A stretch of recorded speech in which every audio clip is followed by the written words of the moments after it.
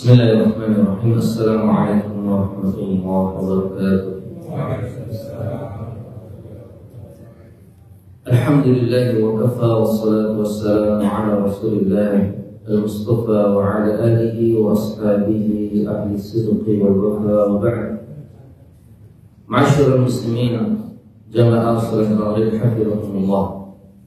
Melanjutkan kajian kita dari kitab Al-Qaulul Mufid ala Kitab Tauhid yang sore hari ini insyaallah akan mengambil tema pembahasan tentang al-khawfu minasyirki,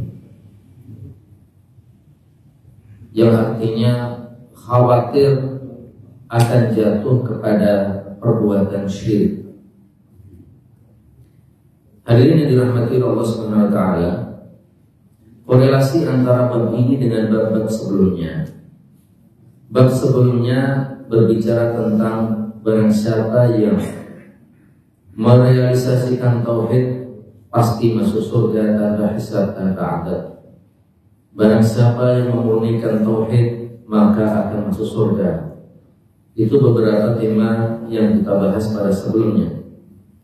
Kemudian kali ini temanya oleh pengarang kitab ini adalah khawatir akan jatuh kepada kesyirikan. Untuk memberikan pemahaman kepada kita bahwa siapapun kita, meskipun sudah berusaha untuk memurnikan tauhid, merealisasikan tauhid kepada Allah Subhanahu wa taala, dan itu semuanya akan diganjar dengan surga, tetap saja harus ada rasa khawatir. Rasa khawatir jangan-jangan kita belum sempurna di dalam memurnikan tauhid kita kepada Allah Subhanahu wa taala. Tidak boleh kita merasa optimis, sangat optimis sekali, atau merasa aman. Pasti tauhidnya sudah murni dan sudah benar dan pasti masuk surga. Makanya kemudian diiringi dengan bab takut atau khawatir terjatuh kepada perbuatan syirik, untuk memberikan pemahaman kepada kita semuanya agar selalu menyimpan rasa khawatir. Meskipun sudah berusaha untuk memurnikan tauhid, harus selalu menyimpan rasa khawatir, jangan-jangan belum sempurna, belum maksimal dalam usaha untuk memurnikan tauhid kita. Karena memurnikan tauhid itu perkara yang tidak ringan, tidak mudah, berat, dan kita terkadang naik turun, fluktuatif ketauhidan kita kepada Allah Subhanahu wa taala. Perjuangan kita untuk memurnikan tauhid seperti kita berjuang untuk memurnikan keikhlasan kita dalam setiap amal dan ibadah kita kepada Allah, itu selalu fluktuatif. Makanya ulama salaf itu mengatakan, najahatu nafsi ala syai'in mujahadataha 'ala ikhlas. Aku tidak pernah berjuang untuk memaksa jiwaku agar melakukan sesuatu lebih dibanding perjuanganku untuk memaksa jiwaku agar selalu ikhlas kepada Allah Subhanahu wa taala. Selalu ikhlas itu artinya selalu mentauhidkan Allah, karena inti tauhid itu adalah ikhlas di dalam beribadah kepada Allah Subhanahu wa taala.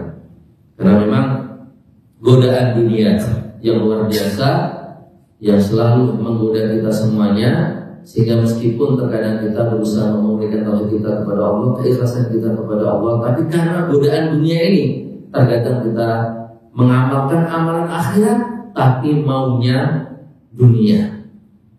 Mengamalkan amalan akhirat seperti beribadah, tapi seringkali terbesit dalam benak kita, dalam keinginan kita agar kita semata-mata mendapatkan dunia dari amal akhirat itu. Maka perlu untuk kita simpan pada diri kita rasa khawatir, jangan-jangan tauhid kita belum sempurna kepada Allah Subhanahu wa taala, jangan-jangan kita terjatuh kepada kesyirikan kepada Allah Subhanahu wa taala. Ayat yang pertama atau nas pertama yang beliau kutip dalam bab ini adalah surat An-Nisa 116. Allah mengatakan, innallaha la yaghfiru an yushraka bihi wa yaghfiru ma duna dzalika liman yasha. Sesungguhnya Allah tidak mengampuni dosa syirik dan mengampuni dosa-dosa yang di bawah syirik bagi yang dikehendaki.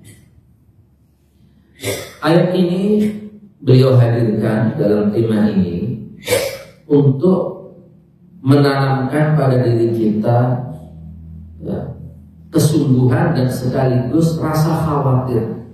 Jangan sampai kita terjatuh kepada kesyirikan yang kata Allah dalam ayat ini tidak diampuni.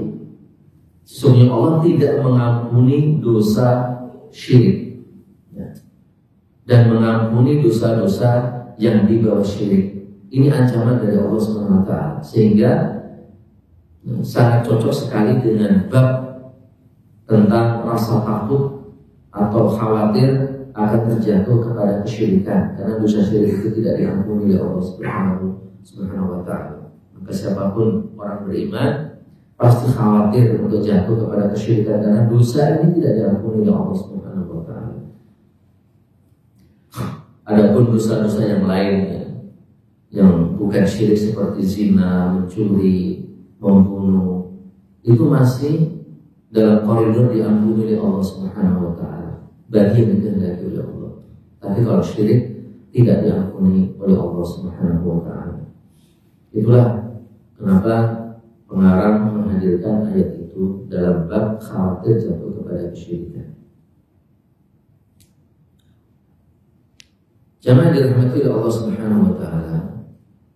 Kenapa dosa syirik ini tidak diampuni oleh Allah? Di antara alasan yang beliau kemukakan adalah karena dosa syirik itu i'tidaa'un al-haqqillah, melanggar hak Allah Subhanahu wa Ta'ala. Orang jadi kita pernah menyampaikan tentang apa hak Allah atas hamba. Hak Allah atas hamba adalah hamba itu beribadah kepadanya dan tidak menyekutukannya. Berarti menyekutukan Allah dengan berbuat syirik itu melanggar hak Allah. Dan hak Allah itu akan selalu harus dimenangkan atas hak manusia. Jadi murni orang menyekutukan Allah itu melanggar hak Allah Subhanahu wa Ta'ala semata. Berbeda dengan orang zina.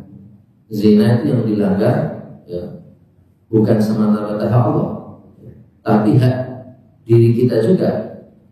Karena diri kita terzalimi dengan perbuatan zina itu.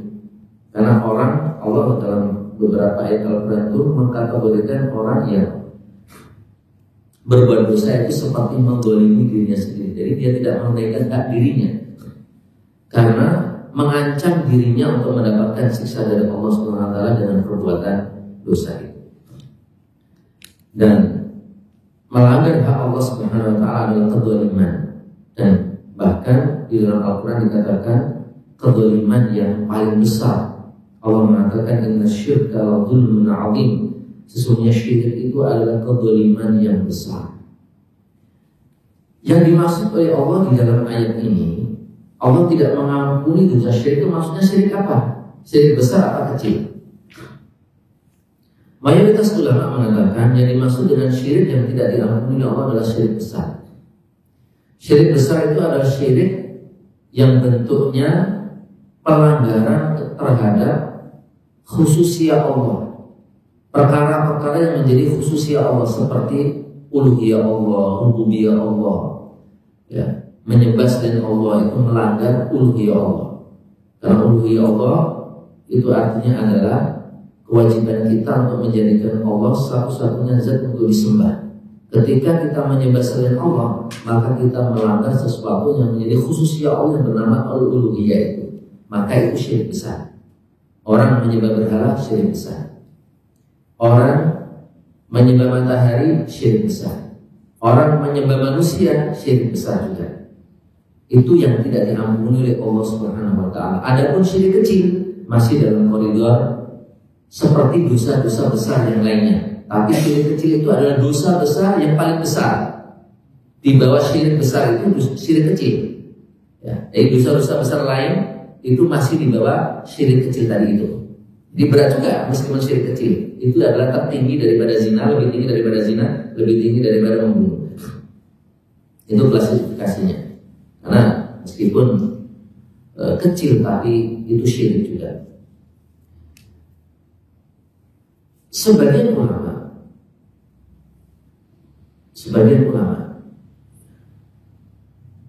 takut untuk mengatakan bahwa, atau takut untuk memastikan bahwa yang tidak diampuni itu cuma syirik besar.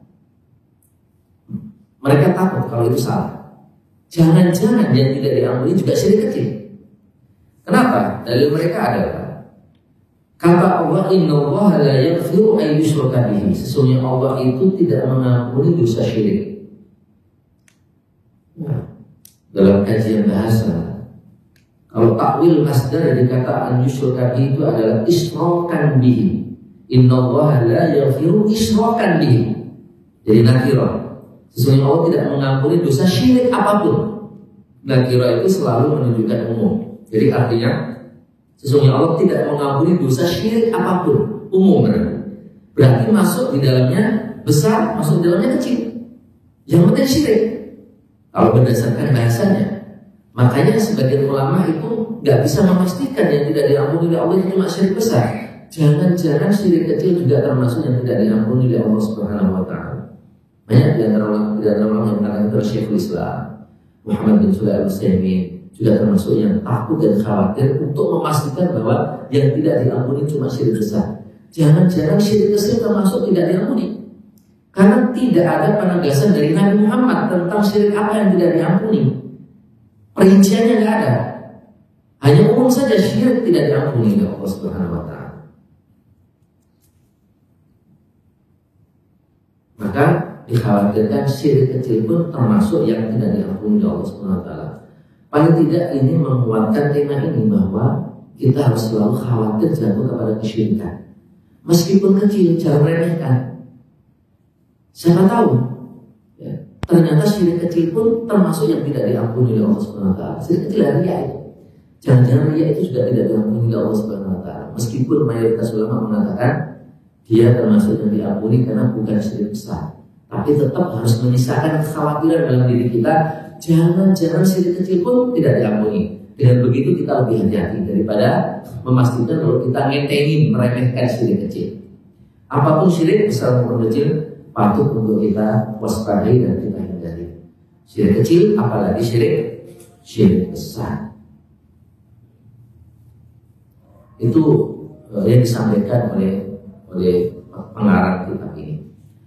Kemudian nas yang kedua yang beliau kutip di dalam bab ini adalah surat Ibrahim ayat 35. Allah mengatakan, wajnubni wa baniya an na'budal asnam.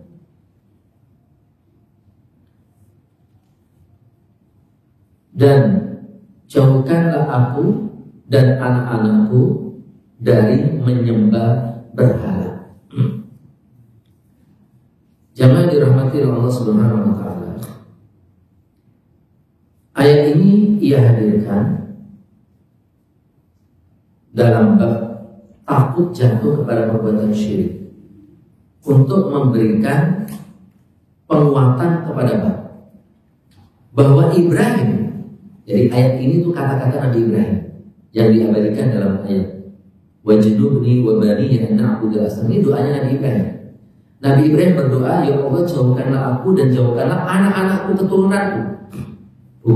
Ulama menafsirkan bukan hanya anak-anaknya langsung, tapi termasuk keturunannya, cucu-cucunya dan semuanya ya, yang di bawahnya.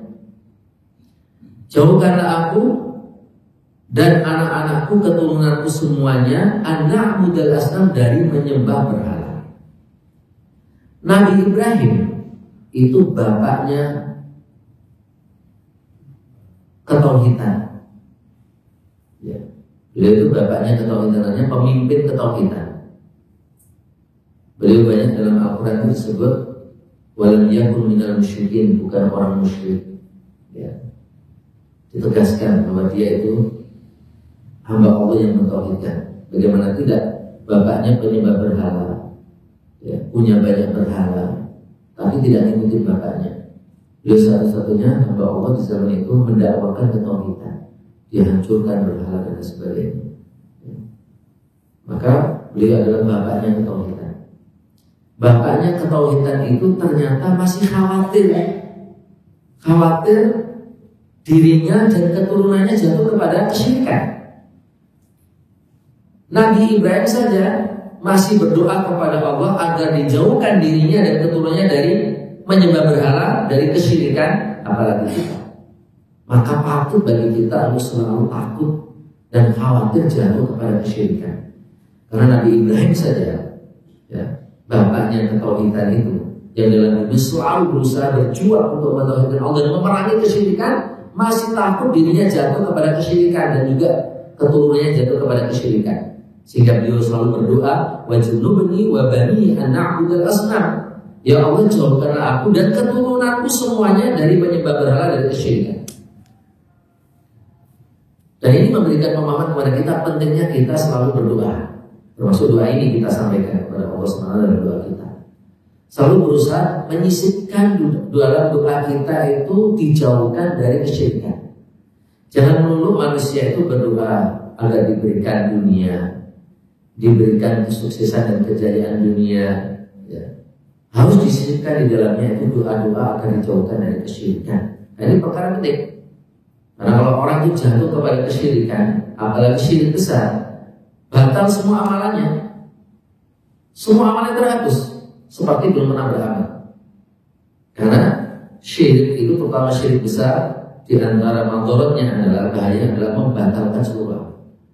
Membatalkan seluruh amal. Allah mengatakan, la in asyrakta la yahbatanna 'amaluka wa la takunanna minal khasirin. Jika kamu berbuat syirik, maka pasti amalmu akan batal terhapus dan kamu menjadi orang yang merugi. Meskipun banyak amalnya, letih dalam beramal, capek dalam beramal selama hidup, tapi ketika ditutup dengan kesyirikan, semuanya batal jadi nol dan dia berdosa, syirik, musyrik, mati dalam keadaan musyrik kalau dia belum taubat ketika mati.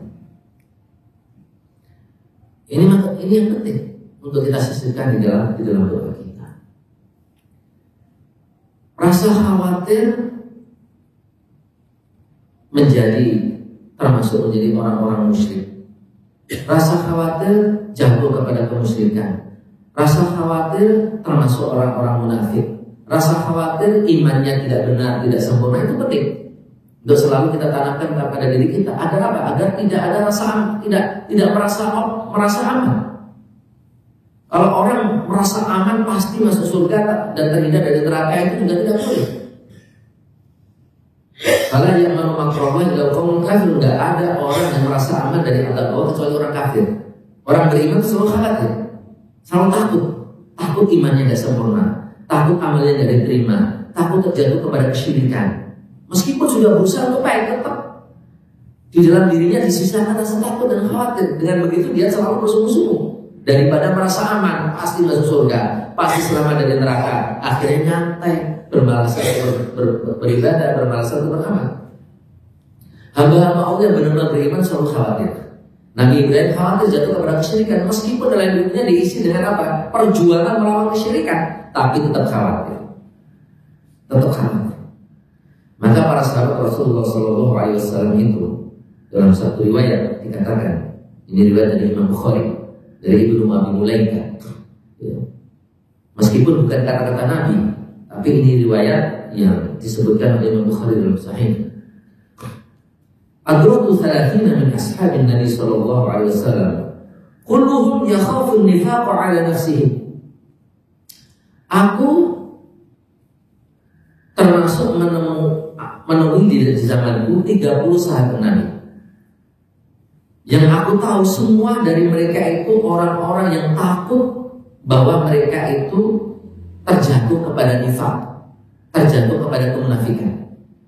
Jadi Ibnu Abi Mulaika itu mengenal 30 sahabat. Yang dia tahu 30 sahabat ternyata semuanya orang-orang yang selalu takut dirinya jatuh kepada kemunafikan. Padahal yang namanya sahabat itu diridhoi Allah dalam Al-Quran, radhiyallahu anhum wa radu an. Allah meridhoi mereka dan mereka meridhoi kepada Allah. Artinya apa? Rekomendasi dari Allah, sahabat itu adalah orang-orang yang baik, orang-orang yang ahli ibadah, ya. Orang-orang yang insya Allah paling selamat daripada generasi setelahnya. Tapi meskipun demikian, Ibnu Abi Mulaika itu mengatakan 30 sahabat yang aku kenal dan aku temui mereka itu, mereka semuanya adalah orang selalu khawatir jatuh kepada nifaq, selalu takut, jangan-jangan aku ini munafik. Setiap kali Rasulullah itu menyebut kemunafikan, menyebut pelaku dosa, jangan-jangan mereka itu termasuk dari yang disebut oleh Rasulullah. Selalu khawatir, selalu merasa tersinggung. Dia merasa tersinggung ketika ada orang menasihati, meskipun nasihatnya umum, itu baik, itu baik. Dan itulah perasaan Rasulullah dulu, selalu merasa dirinya termasuk yang disinggung oleh Rasulullah SAW.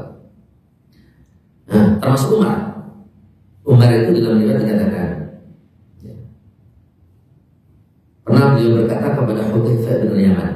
Pernah suatu ketika Hudzaifah bin Yaman itu dibisiki oleh Nabi tentang orang-orang munafik itu siapa saja yang ada di Madinah. Kan gembongnya munafik itu Abdullah bin Ubay bin Salul. Ya.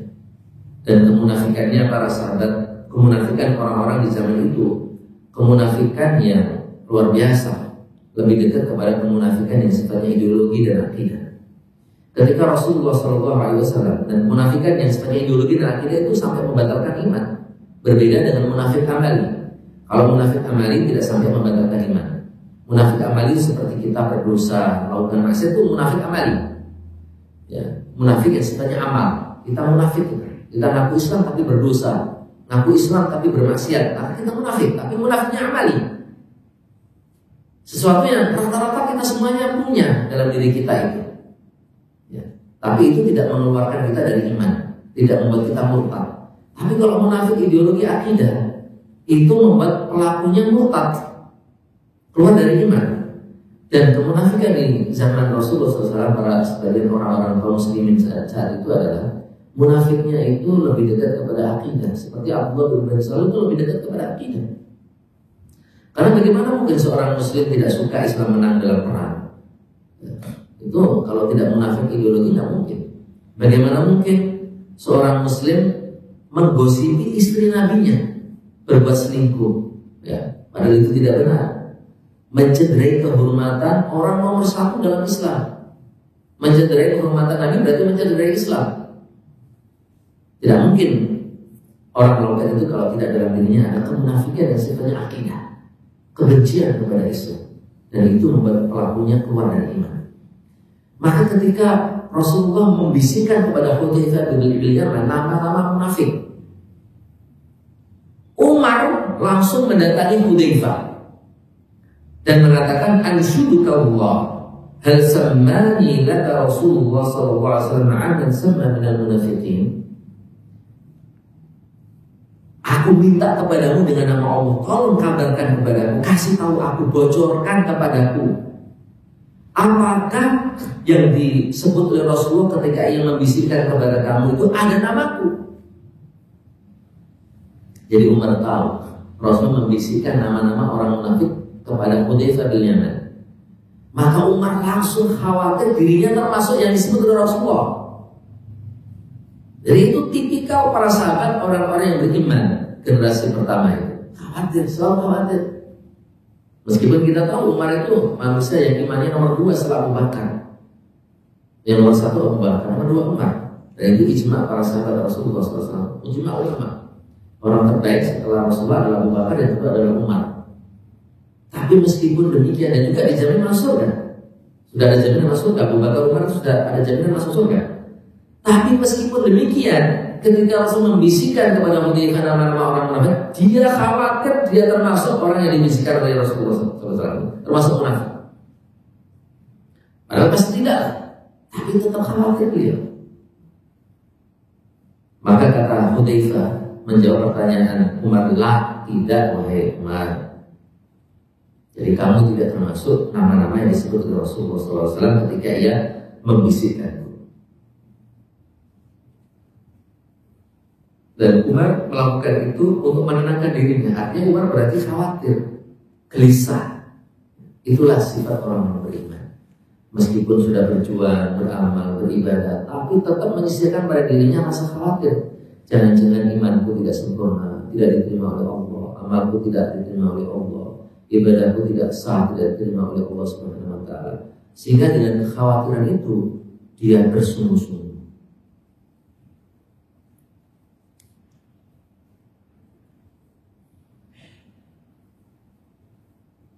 Jangan dirahmati oleh Allah Subhanahu wa taala. Jadi dihadirkannya ayat tadi itu doa Nabi Ibrahim dalam bab khawatir jatuh kepada kesyirikan untuk mencontohkan hamba-hamba Allah. Itu yang baik adalah hamba-hamba yang selalu menyisakan pada dirinya rasa khawatir dan takut jatuh kepada kesyirikan. Berikutnya jemaah dirahmati Allah, hadis. Jadi nas berikutnya yang ia kutip di dalam bab ini adalah hadis Rasulullah SAW mengatakan, akhwafu ma akhafu alaikum asyirkul asghar. Yang paling aku takuti dan khawatirkan terhadap kalian adalah asyirkul asghar, syirik kecil. Fasu'ila anhu, Rasulullah ditanya, apa itu syirik kecil ya Rasulullah? Faqala, maka Rasul menjawab, ar-riya'u, riya itu syirik kecil. Dan itu yang paling ditakuti oleh Rasulullah SAW atas umatnya. Kenapa? Karena nggak nampak itu. Yang kehadirannya seperti semut hitam nempel di batu hitam, nggak nampak, nggak berasa, tiba-tiba ada saja.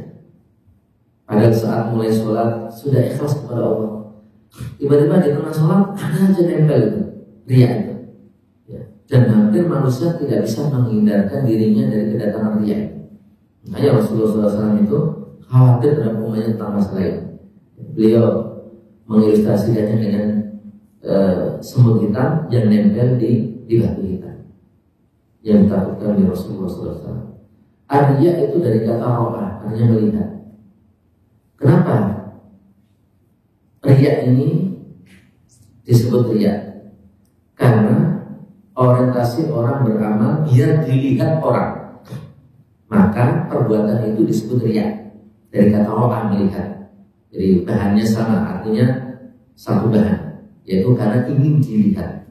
Meskipun orang ingin didengar juga riya, tapi pakai bahasa ingin dilihat untuk mewakili semua. Jadi riya itu bukan hanya ingin dilihat, tapi ingin didengar juga riya. Ya meskipun bahasanya pakai riya, riya itu artinya dilihat atau lihat atau melihat. Ya. Tapi orang ingin didengar juga riya. Ingin didengar sebagai orang baik, kebaikannya ingin didengar orang, prestasinya ingin didengar orang, ibadahnya ingin didengar orang, maka itu riya. Jadi riya itu bukan hanya ingin dilihat orang, tapi juga ingin didengar kebaikannya. Karena tidak semua orang melihat, ada juga yang mendengar. Dan kalau kita berniat melakukan amal ibadah biar didengar orang bahwa kita melakukan amal kebaikan, maka itu riya juga. Bagaimana hukumnya kalau ingin dilihat atau ingin didengar tapi niatnya baik? Ingin dilihat maksudnya agar orang belajar dari kita, mencontoh kita. Ingin didengar orang biar orang mendengar kebaikan kita, biar mereka mencontoh kita. Apa hukumnya? Kalau itu boleh. Jadi tidak semua ingin didengar atau ingin dilihat ketika kita punya amal kebaikan atau amal ibadah itu riya.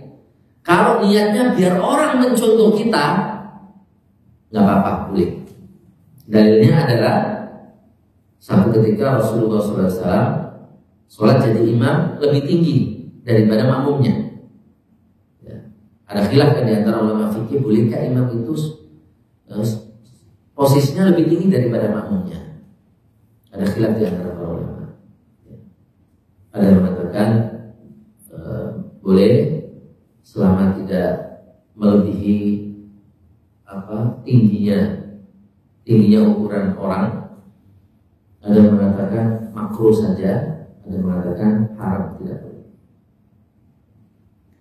Tapi kalau tujuannya untuk ngasih contoh jelas tidak ada perbedaan, boleh. Jadi Rasulullah ketika sholat di tempat yang lebih tinggi dari para sahabat. Ya.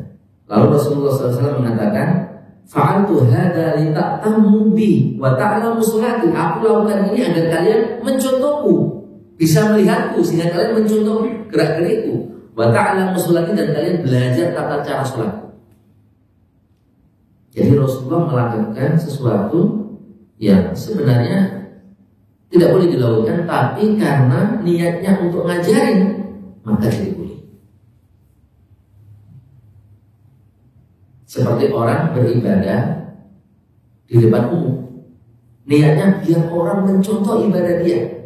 Nah, cuma ini perjuangan ini. Orang melakukan itu harus berjuang melawan keinginan ingin dipuji. Ini harus ditahan. Kalau benar-benar kita kuat iman kita dan memang benar-benar niat kita agar ingin orang-orang meniru sholat kita biar benar sholatnya, nggak apa-apa lakukan. Kita sedekah, kita umumkan saya bersedekah tadi ke masjid 10 juta di hadapan jamaah.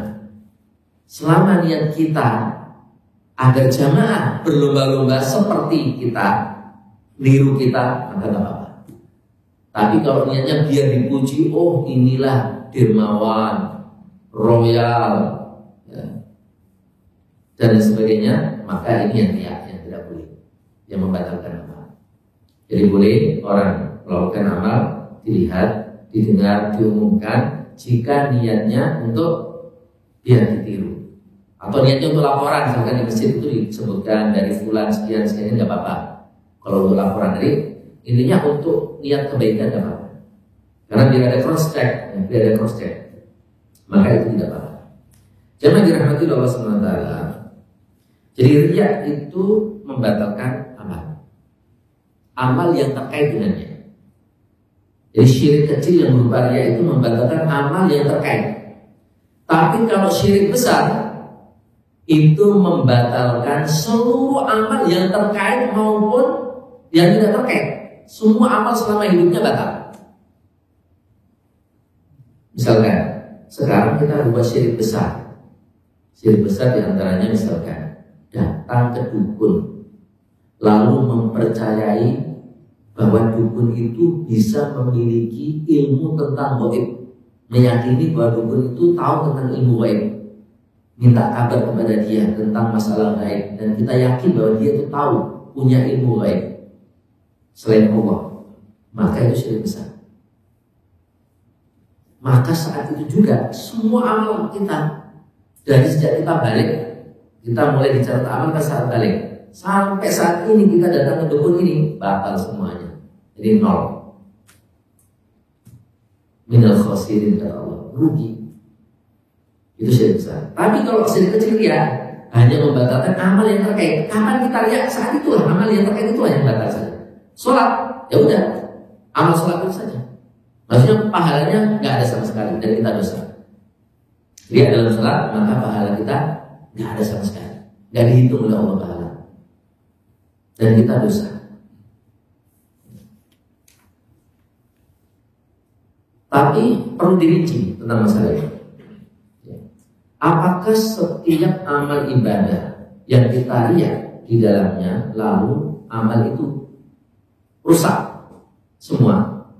Nah, perlu dirinci. Yang pertama adalah jika ibadah yang tidak bisa dipisah-pisah, satu ibadah yang satu kesatuan yang tidak bisa dipisah-pisah seperti sholat.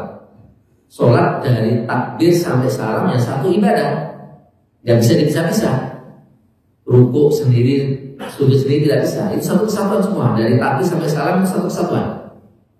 Itu satu ibadah, nggak bisa dipisah-pisah, nggak bisa dibagi-bagi.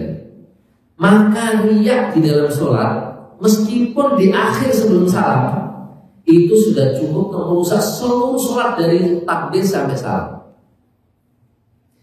Riya di saat sujud itu juga sudah cukup untuk merusak seluruh sholat dari salam, dari takbir sampai salam. Jadi dimanapun terletak riya di dalam sholat itu, mau di awal, di tengah, atau di akhir, merusak semua. Karena sholat itu satu kesatuan, nggak terbagi-bagi. Nggak terbagi-bagi. Tapi dengan syarat, ketika datang riya, dia menikmati riya. Kalau dia melawan, tidak merusak. Jadi sholat, ketika kita sholat, saat sholat ikhlas karena Allah. Begitu dalam sholat ada orang lewat, terbesit dalam hati kita keinginan untuk memperpanjang sholat, mengkhususkan sholat, atau pura-pura nangis biar dikatakan khusyuk dalam sholat. Itu kan dia. Maka itu merusak seluruh sholat jika kita menikmati riya itu. Jika kita menikmati riya itu. Tapi jika kita melawan dalam hati kita, enggak, aku gak suka ini, aku gak suka kehadiranmu, pikiran riya untuk riya itu susah untuk dihindari. Makanya dimaafkan, kehadirannya tidak membatalkan dan tidak merusak langsung. Itu dikembalikan pada sikap kita. Kalau sikap kita menikmati, senang datang riya, nah itu yang merusak seluruh sholat. Tapi kalau kita lawan dengan perasaan nggak suka, aku nggak suka kamu, nggak suka kehadiranmu, berjuang terus dalam sholat. Ya, meskipun datang lagi kita berjuang lagi untuk menolak, maka tidak merusak. Tidak merusak. Makanya tata cara untuk menjadikan sholat kita tidak rusak dengan datangnya dia adalah melawannya dengan rasa tidak suka kehadirannya. Jadi yang pertama, bentuk ibadah dan satu kesatuan tidak bisa dibagi-bagi. Maka jika datang riya pada bagian sholat manapun, dalam ibadah manapun, dan bagian ibadah manapun dalam ibadah yang satu kesatuan itu, maka merusak seluruh ibadah itu dengan syarat jika menikmati. Jika menolak, berjuang untuk menolak riya, maka tidak merusak ibadah itu. Yang kedua, ibadah yang bisa dibagi-bagi. Contoh begini, kita punya uang 100.000, kita infakkan kepada 2 orang. Pas infak kepada orang pertama 50.000, kita riya, maka yang rusak hanya amal sedekah pada orang pertama. Di orang kedua kita ikhlas, maka diterima oleh Allah. Jadi ibadah ini bisa terbagi-bagi. Kalau ini bisa. Jadi meskipun sekali waktu, tapi kalau riaknya cuma seperti saat ngasih orang yang pertama, maka di situ aja batal, di situ aja yang rusak. Adapun saat ngasih orang kedua langsung ikhlas, tiba-tiba ikhlas, diterima oleh Allah SWT. Jadi bisa dibagi-bagi kalau amal ini. Tapi kalau sholat satu kesatuan, riya dimanapun di bagian sholat awal, tengah, akhir, jika menikmati datangnya riya, maka merusak seluruh sholat.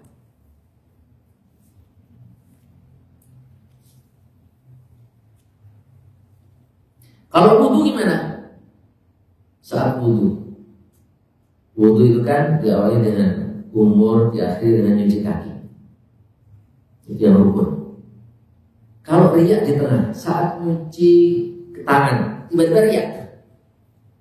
Nah, pokoknya nyucinya dibagus-bagusin, dilihat oleh orang ini sangat hati-hati dalam bersuci. Nah, apakah sama seperti sholat atau sama seperti sedekah? Berarti yang batal cuma saat mencuci tangan. Berarti saat mencuci mukanya pas ikhlas diterima oleh Allah. Apakah begitu? Nah, ini ulama beberapa pendapat kalau wudu. Ada yang berpendapat sama seperti sholat satu kesatuan, yang bisa dipisahkan. Kalau riyanya pas nyuci kaki ya sama, mencuci mukanya jadi batal semua, jadi rusak juga. Riyanya pas nyuci tangan, nyuci kaki dan nyuci muka rusak juga. Dan ada yang mengatakan bisa terpisah-pisah. Bisa terpisah-pisah. Tapi pendapat yang kuat adalah wudu satu kesatuan. Karena orang nggak sah wudunya kalau nggak semua bagian tadi dibasuh. Ya, satu kesatuan berarti. Nggak sah orang nyuci tangan kalau kaki belum. Apakah orang dikatakan sudah berwudu hanya mencuci muka sama tangan, kaki belum kan? Jadi logikanya adalah ini satu kesatuan berarti. Maka riya dalam bagian manapun ketika wudu cukup untuk membuat seluruh wudunya itu rusak.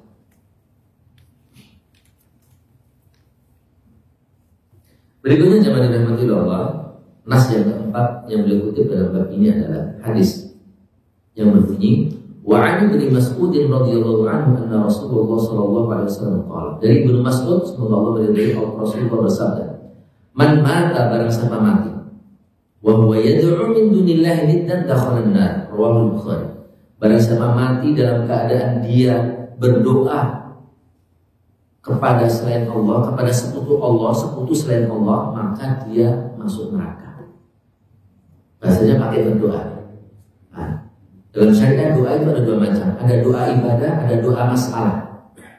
Doa ibadah itu seperti sholat, puasa itu doa ibadah.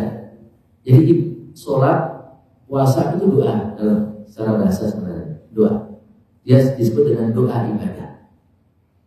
Ya, doa dalam bentuk perbuatan.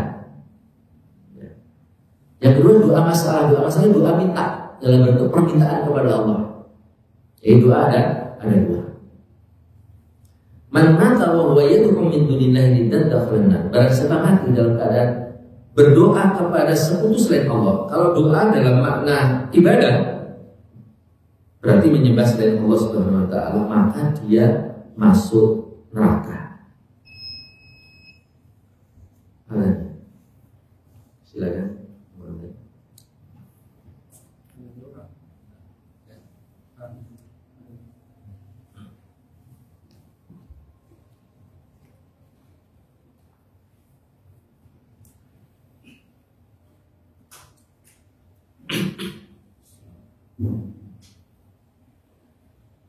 Allahu Akbar, Allahu Akbar, Allahu Akbar, Allahu Akbar.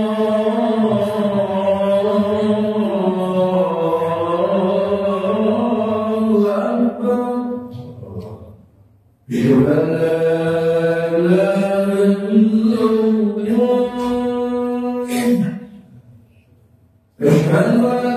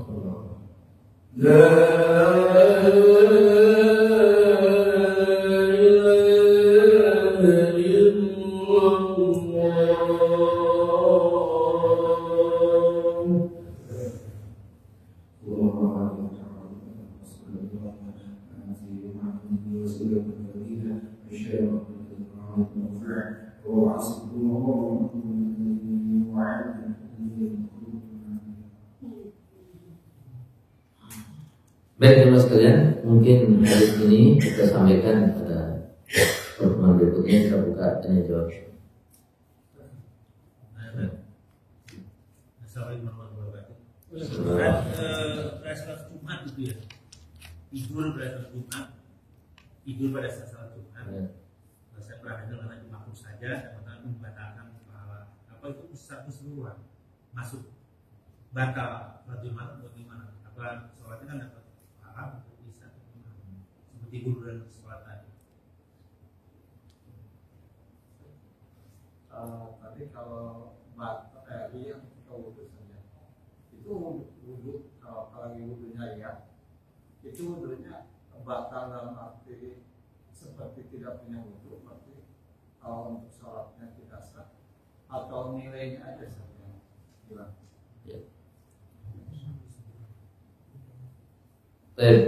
Ada satu lagi gantinya. Kalau dengan tradisi yang masih berlaku kan ada bulan sedekah bumi. Apa? Sedekah bumi. Sedekah bumi itu kayak gimana sih? Melahirkan di daerah itu. Niatnya kepada Memberikan makan-makanan. kepada penghuninya, penghuni gaibnya.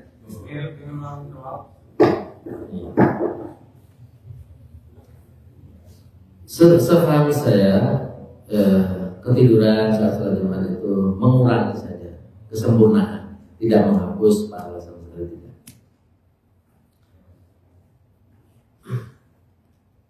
Apalagi orang ya namanya ngantuk ya, ketiduran tidak sengaja. Terkait dengan wudhu, maksudnya adalah nilai.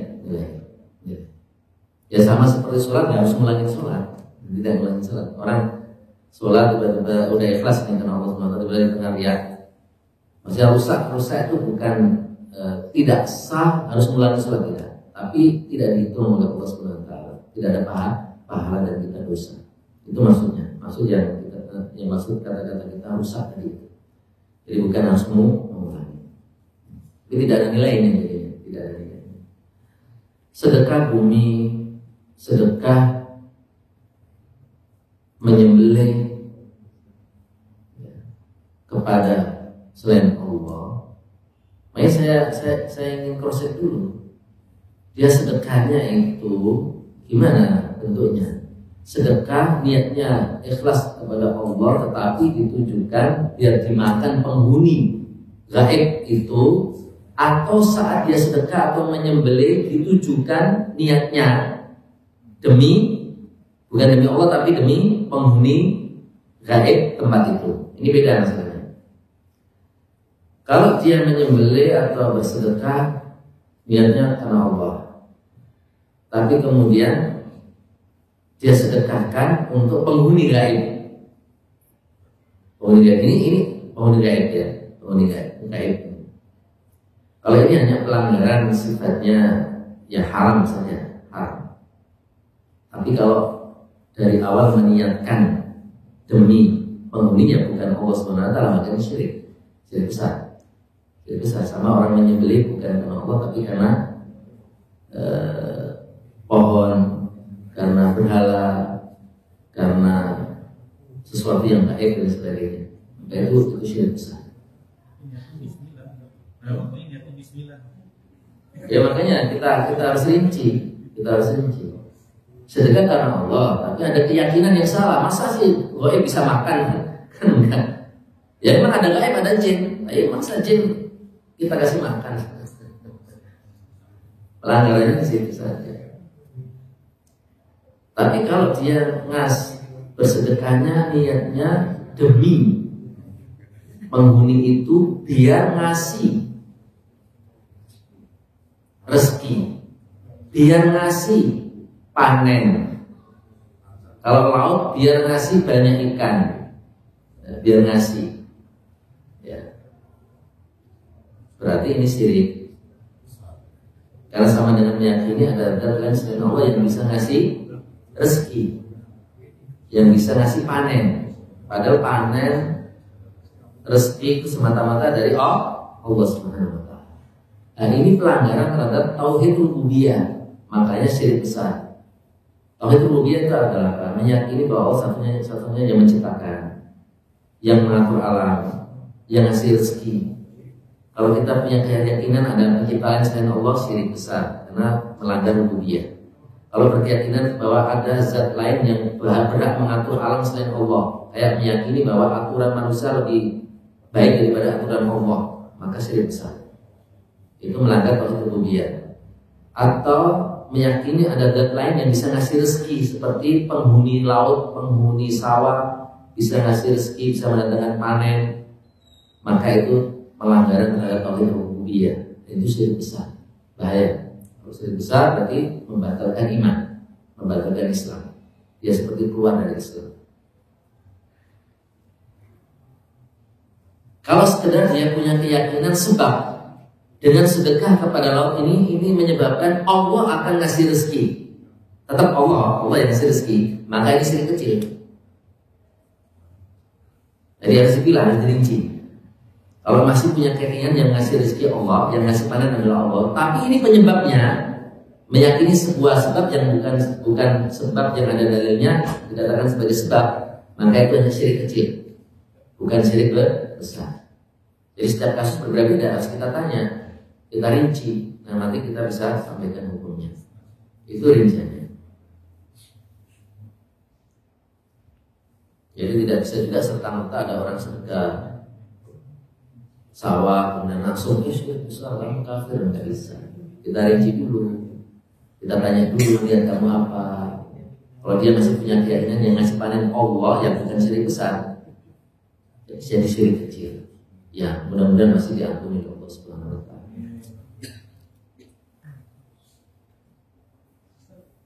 Kalau syirik kecil tadi masih diulang terus gitu, gimana? Syirik kecil itu dosa besar ya, dosa besar paling besar selain syirik. Jadi syirik besar, di bawahnya syirik kecil, kemudian dosa-dosa besar. Jadi dia di atasnya dosa-dosa besar yang lain. Ya tetap dia syirik kecil, tetapi kita khawatir itu karena kita ulang-ulang, ya akhirnya menjadi yang tidak diampuni Allah. Kan kita harus sisihkan rasa khawatir. Makanya kata para ulama tadi, Syekhul Islam Ibnu Taimiyah, Muhammad bin Shalih Al-Utsaimin tetap meminta kita untuk menyisakan khawatir. Jangan-jangan ini termasuk juga yang tidak diampuni, termasuk syirik besar. Apalagi kalau syirik kecil diulang-ulang terus itu, disengaja terus, takutnya masuk kategori yang meskipun secara teori enggak, meskipun diulang-ulang, secara teori tidak. Tapi tetap harus kita sisakan rasa khawatir itu. Karena ini masalah syirik. Dia di atasnya zina, di atasnya di klasifikasinya di atasnya zina, di atasnya membunuh, di atasnya mencuri, syirik. Karena itu terkait dengan Allah Subhanahu Wa Taala. Kita takut kalau itu termasuk yang tidak diampuni Allah Subhanahu Wa Taala. Jadi secara teori tidak membatalkan iman, tidak, karena tidak termasuk syirik besar meskipun diulang-ulang. Ya. Tetapi kita perlu khawatir. Oh. Kalau sekarang di dunia kedokteran namanya hipnoterapi, itu masuk syirik ya? Kemoterapi. Hipno. Itu gimana? Hipnotis. Cara kerjanya gimana? Ya dihipnotis biar dia tidur gitu. Cara hipnotisnya gimana? Pakai kekuatan gaib tidak? Kalau pakai kekuatan gaib nggak boleh. Itu pasti berhubungan dengan jin, setan. Dan itu biasanya harus pakai syarat-syarat yang diharapkan oleh Allah. Tapi kalau pakai kimia nggak apa-apa. Kalau pakai obat kimia nggak apa-apa. Nah itu hipnoterapinya apa ya? Hipnonya pakai apa? Kata-kata.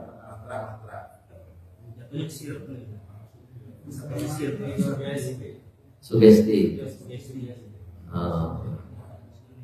Begini. Sebenarnya ini pembahasan ini masih di bab berikutnya. Tapi nggak apa-apa. Obat itu ada yang sifatnya syar'i, ada yang sifatnya qadari kauni. Syar'i itu obat yang ada dalilnya bahwa itu sebab kesembuhan dalam Quran maupun Sunnah. Ada obat yang sifatnya kauni qadari.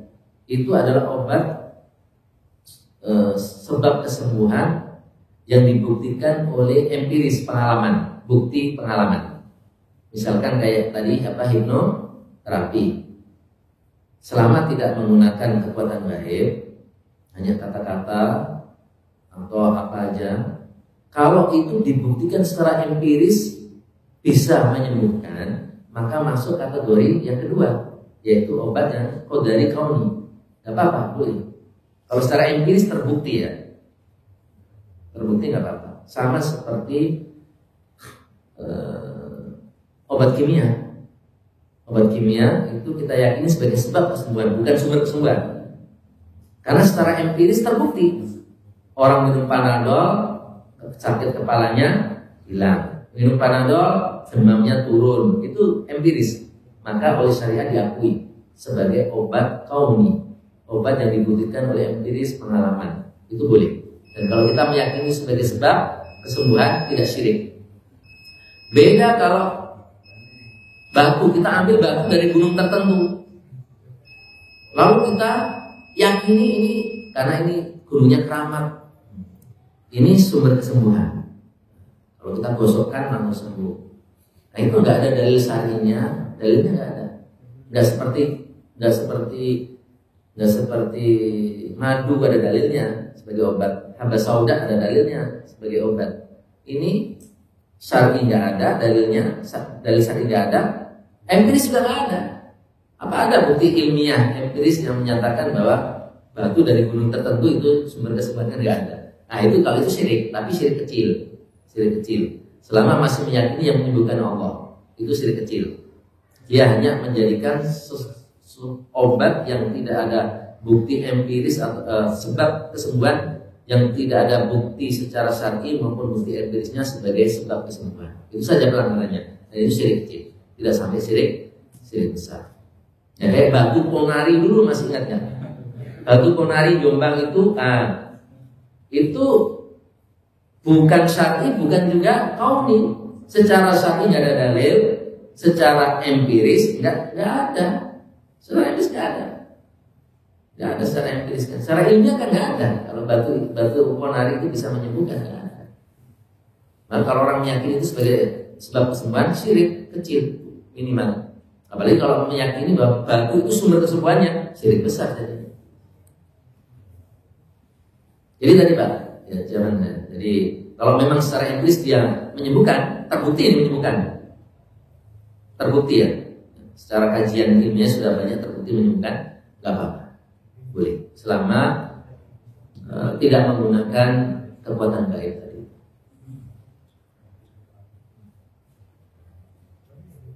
Baik, kita tutup dengan kafaratul majlis. Assalamualaikum warahmatullahi wabarakatuh.